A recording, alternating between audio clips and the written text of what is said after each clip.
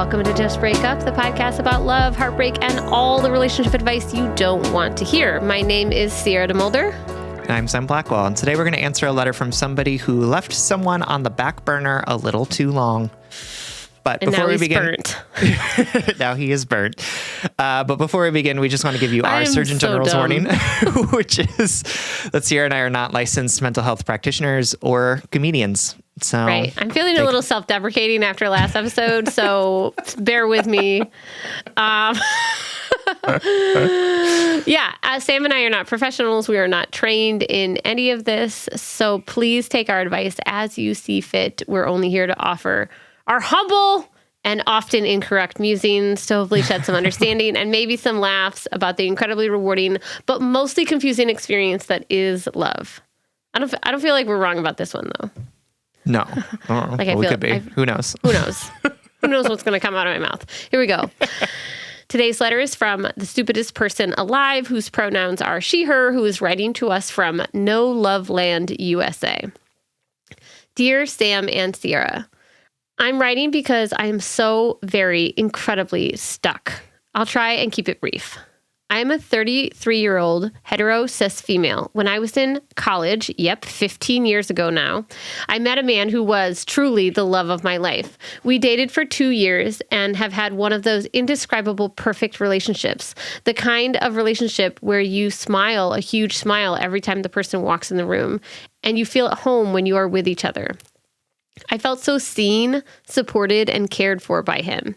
He made my life better, truly. It was one of the true few instances of real intimacy I've ever had in my life.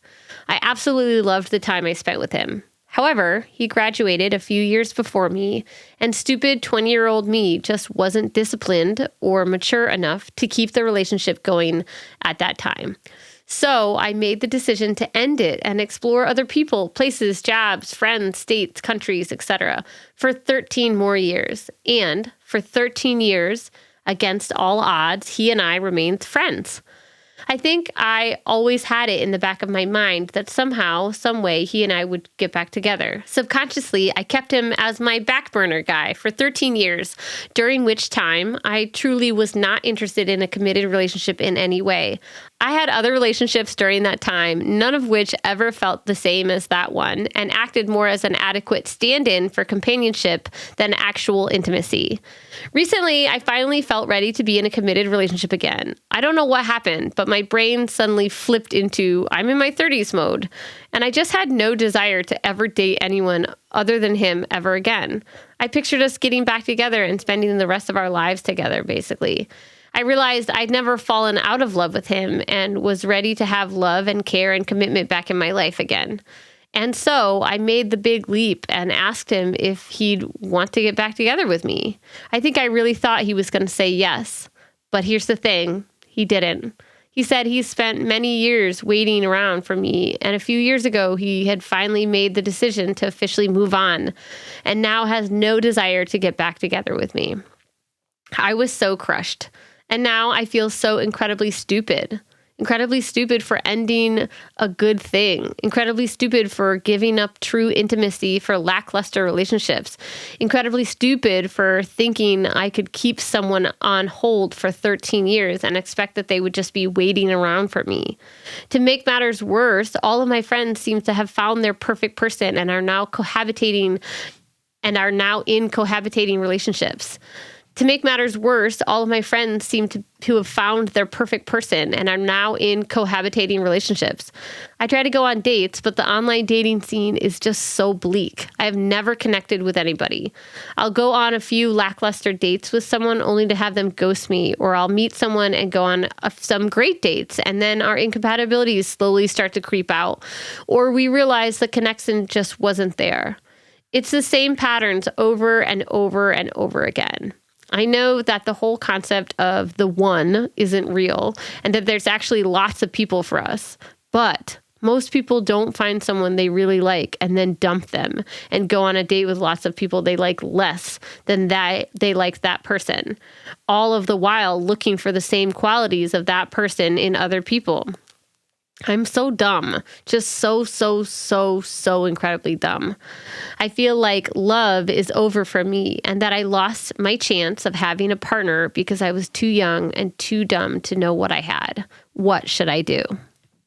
Oh, I'm sorry. I'm not going to call you the stupidest person alive because you're not. But I am going to call you heartbroken because that is what you're experiencing right now.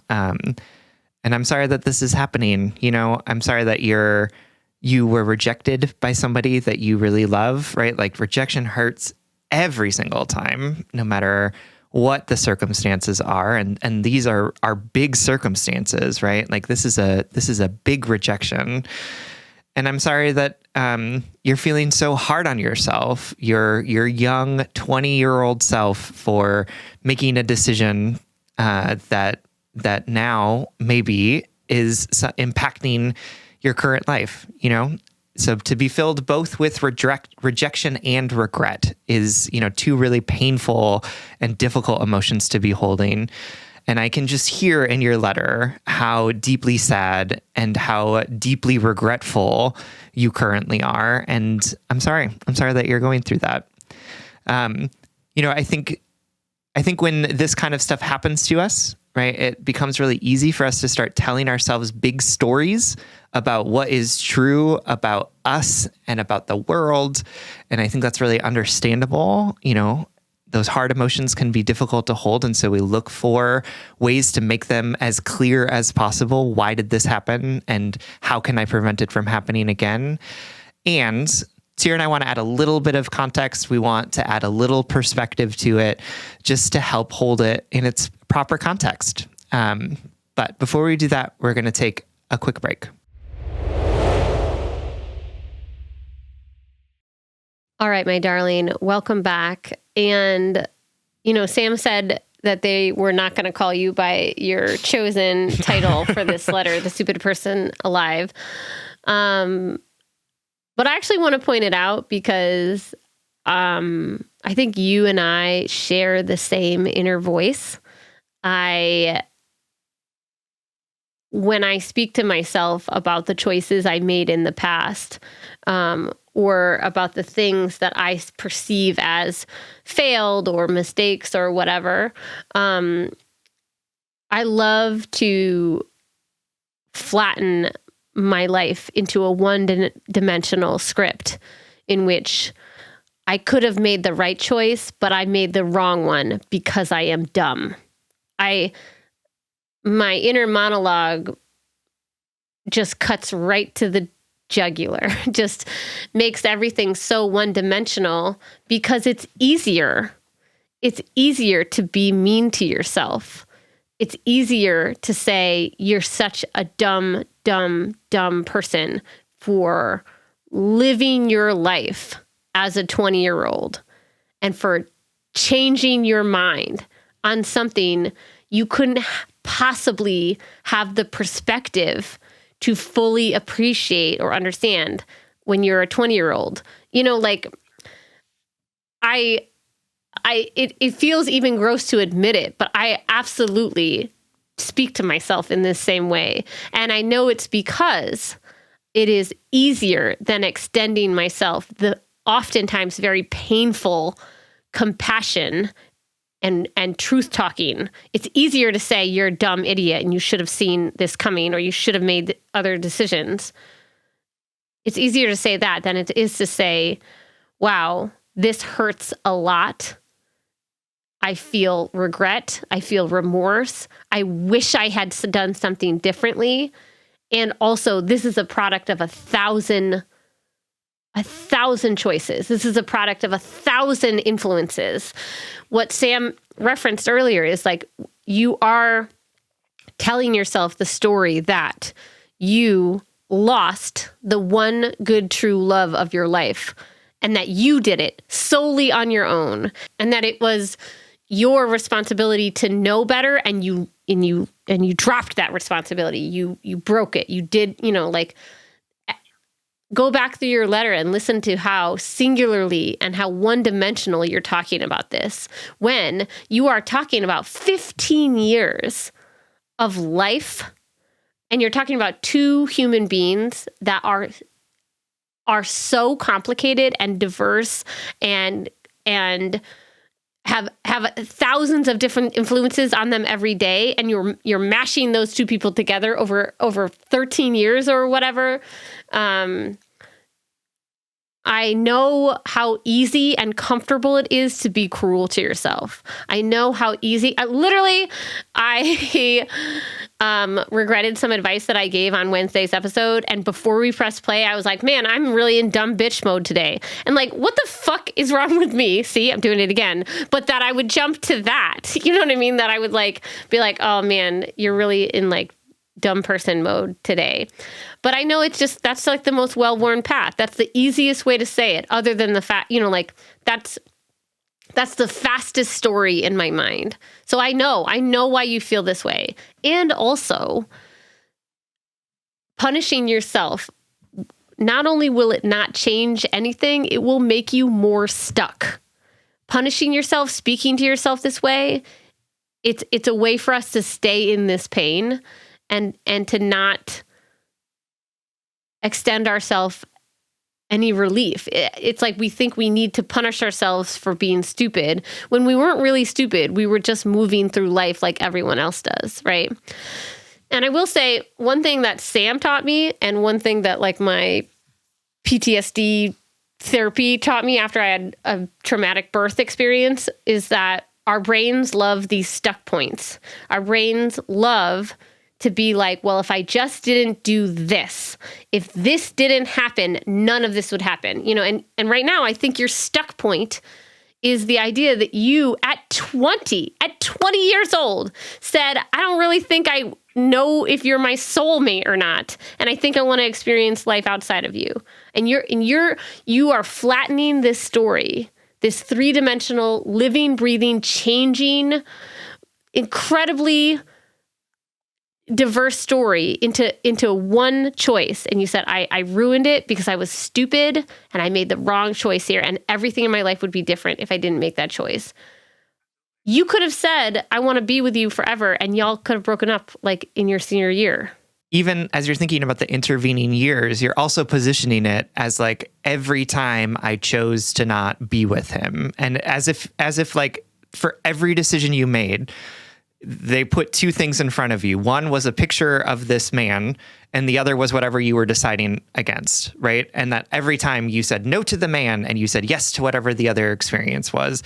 And again, this is distilling down the infinite complications of our experiences, our decision-making, the inputs that we have around all of the things that we want to decide, into the idea that every time it was a this or that decision and you picked the wrong thing, right? And like, that's not what happened. I haven't lived your life, and I know for a fact that is not what happened. What happened is that you were making a bunch of different decisions based on a bunch of different goals or values or desires that you had, making all of these different decisions. And it was never once this person or this thing, but instead 27 million different ideas or pathways or decisions that you could make. And you picked a bunch of them that were in alignment with what you wanted and needed at that moment, right? And so like, again, like Sierra's telling you, like you're looking back at this past relationship and you're saying like, I made this decision and then it caused all of these bad things to happen, right? You're also looking at like the intervening years and saying, I kept making this decision and it caused all these bad things to happen, right? That's not true. That's not actually what happened. And right, you're also telling yourself a couple things about your relationship with this person, right? Like one, that your previous relationship was so perfect and affirming and loving and wonderful. And I want to say, if it were perfect and loving and wonderful, you wouldn't have wanted something else out of it, right? Like you wouldn't have made the decision to leave it because you had other things that were more important to you, or because there were other things that were drawing you away from it, right? Like if it was as perfect as you are telling yourself it would be, it wouldn't have ended, right? Like it would have continued to go forward. And the same thing with this supposed future relationship that you could have had with this person, right? Like that you would come together, he would say yes, and then your relationship would be beautiful and wonderful and perfect, and you would never want anything else ever again, right? Like that's also not true. You could have gotten together and realized that you actually are terrible in relationship together. You could have gotten together and realized that your families can't commingle with each other, and that that's not how it's going to work, right? You could have gotten together and realized that you want kids and he doesn't, and that's like a breaking point for you, right? There's so many different ways in which this relationship could have been not perfect, right? But in your head, because you haven't actually seen the reality of it, right? Like, it gets to be this beautiful, perfect thing that you have somehow denied yourself through bad decisions that you've made as a 20-year-old and then over the course of the last few years. And again, I'm saying this because I want you to see how hard you are being on yourself and how impossible you are making it for yourself to even succeed, given the way that you're telling yourself the story about how this happened, right? Like, and I want to say this, right? Because like sometimes we use being hard on ourselves to be harder on ourselves, right? Sierra just did it, right? Where she was like, oh, why am I so fucking messed up that this is the way that I think, right? Like, we can be like, oh God, I'm being so hard on myself. I'm a terrible person. You're being hard on yourself because you're trying to protect yourself from the bad things that happened, right? That is what our little trauma bodies want to do, right? If I can control myself enough, if I can beat myself down enough to be as small as possible, then nothing bad will happen, right? Like, I will be okay because I will have everything in control and nothing bad will ever happen to me. And like, I so deeply understand that impulse because that is how I live my life, even as I'm trying to not live my life in that way. And I want to invite you into a place of more compassion for yourself because that's what's true. Not because I'm like trying to like hippie woo you into like, just feel better about it. But I'm inviting you into more compassion for yourself because compassion is actually what you deserve in this situation, right? Compassion is actually the thing that is going to help you see with more clarity how complicated this situation was and that you were doing the best that you could with all of the things that you had available to you. And does that mean perhaps that things didn't go the way that you wanted them to? Absolutely, because guess what? We can't control ourselves in the world enough to be able to prevent bad things from happening to us. It's impossible. It's absolutely impossible.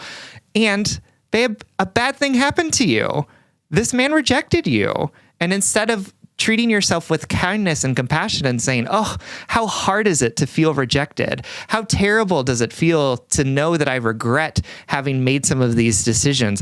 How can I tend to the deep and understandable emotions that are coming up for me and say, oh, it is so hard to feel this. What do I need right now? Who do I need to go to for support? What do I need to do to support myself in this moment? Instead, you're saying to yourself, what an idiot, right? I can't believe that I made this thing happen to me.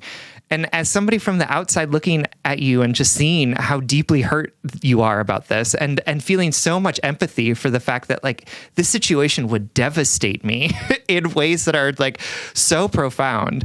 I want to hold the complexity and the depth of those emotions with you in this moment because that's what needs tending to, right? Like, I don't want to sit here and judge you for every decision that you've ever made because that's not actually going to help in any way, either you or him or this entire situation.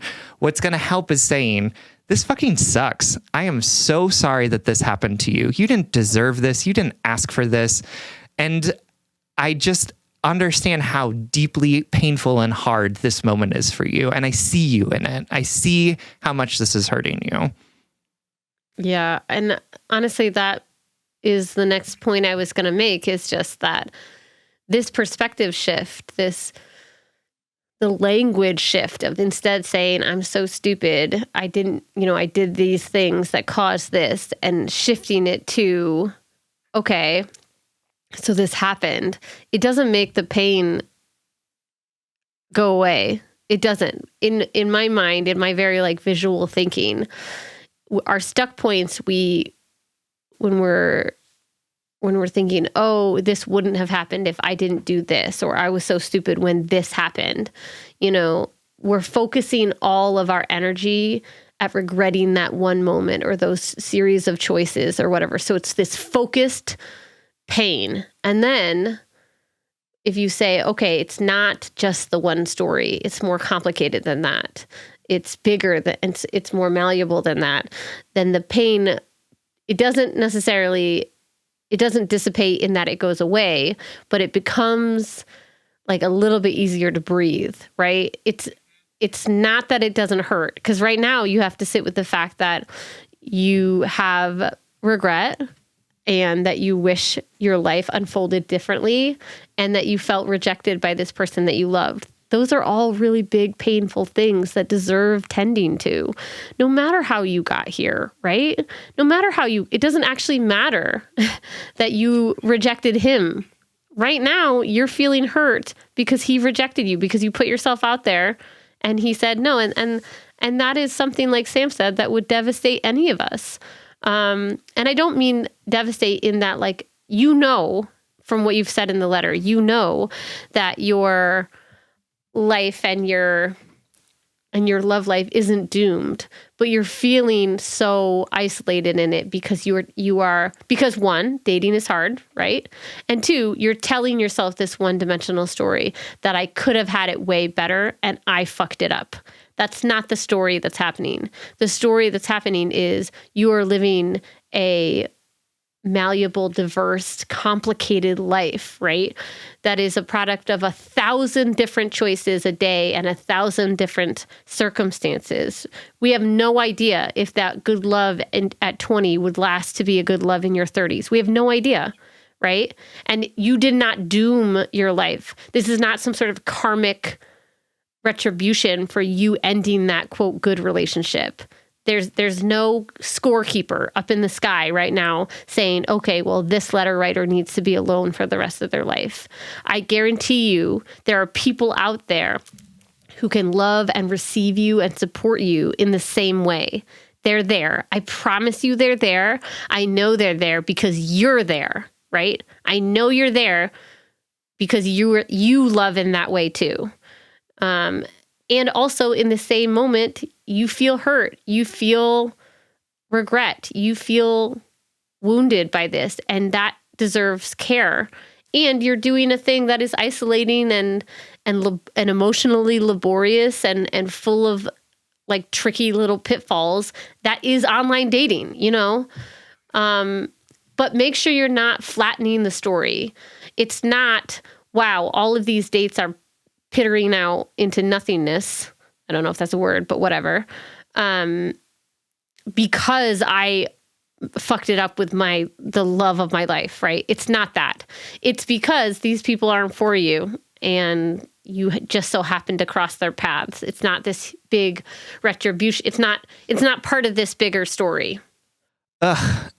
Again, I'm just so sorry, right? Like this is so challenging and difficult. And I can totally understand all of the different things that you're feeling about regret and your hurt and the rejection that you're feeling and also the hopelessness about online dating, right? Like, and I want to say that like those big emotions, they don't feel good. And I totally understand that. And they're not an indication that anything is wrong, right? They're an absolutely understandable and normal reaction to the fact that you're going through a hard time right now. Right? And is this forever? No, it's absolutely not. But is it difficult in this moment? 100% it is, right? And I think giving yourself some kindness and compassion in this really difficult moment might help you figure out what you need to do to help move you into a place where you're feeling a little bit better about what the next chapter of your life looks like now that this one is done. Yeah. But thank you for writing. We love you. We love you. We hope this helps. All right, my pals, it's Friday. So that brings us to the blind date segment of our show. At the end of every week, we'd like to shout out something that we love, that we want to set you up with. And this week, we are sending you home with a show called Shogun.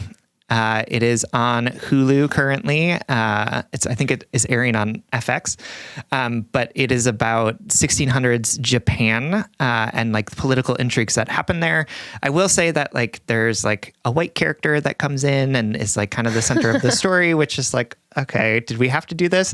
But it is also like just a very well acted and interesting and intriguing like political war drama with like beautiful sets and costumes and just like an amazing amount of good storytelling wherein like I can't predict what is happening. Oh, cool. Next. I love that. Yeah, absolutely. And people are doing like characters are doing things that are surprising to me, but in line with their characters. Yeah. That is just like, it's just really high quality, like writing and storytelling, on the backdrop of like just a beautifully produced and put together thing. And also like 75% of it is in Japanese, which means unless you speak Japanese, you have to read subtitles and then you actually have to like really pay attention. Instead of being on your phone. Yeah. Yeah, absolutely. So instead of like scrolling while watching, you have to like actually watch, which is wonderful because it is like, it's helping my experience of the show so much because I actually have to like pay attention to what people are saying and doing. And it's really good. So if you are interested in that, you should check it out. Again, it's called Shogun. It is on Hulu. All right, everyone. Thank you so much for listening. If you would like more content from us or if you would like access to our monthly office hours, you can support us on Patreon. If you support us on Patreon for as little as $5 a month, you'll get an additional bonus weekly episode, as well as access to those monthly office hours. That's patreon.com/justbreakuppod. You can slide into our DMs, send us your favorite relationship memes, but most importantly, you can submit your questions about all matters of the heart at justbreakuppod.com, which is also where you can find our merchandise. Please like, follow, subscribe, give us a 5-star rating and review. This literally keeps our mics on and helps us reach more brokenhearted souls who need two random strangers giving them relationship advice. Just Break Up is a production of Duvid Media, original music, recording, editing, producing, all magical things by our good friend Spencer Worth Davis. Make sure to check out his podcast and his music. And remember, we love to flatten our stories down to a couple choices that we regret, but we are way more complex than that. It's better to offer yourself compassion and to remember that you are a 3D, breathing, complicated, growing, learning thing that is doing the best that you can with the knowledge and experience that you have in this moment. And if all else fails, just break up.